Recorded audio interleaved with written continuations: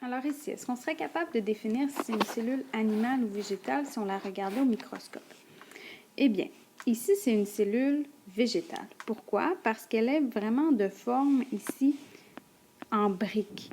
Donc, elle a une forme très particulière qui est plutôt en brique comme ça.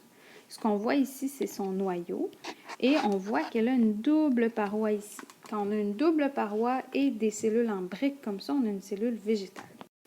Ici, c'est une cellule animale. Regardez, la cellule, elle a une forme plutôt quelconque, un peu ronde, elle a l'air plus molle, elle n'est pas en brique, et ça, ici, on a son noyau, cellule animale.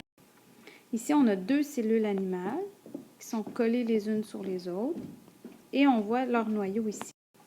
Ici, on a des cellules végétales, on voit leur double paroi, elles sont embriquées les unes avec les autres, et ici, on voit les chloroplastes de ces cellules végétales-là. Ici, on a des cellules animales, donc elles n'ont pas une forme carrée, elles ont des formes plutôt rondes, plutôt diffuses, avec leur noyau au milieu ici. Des cellules végétales en forme de brique double paroi.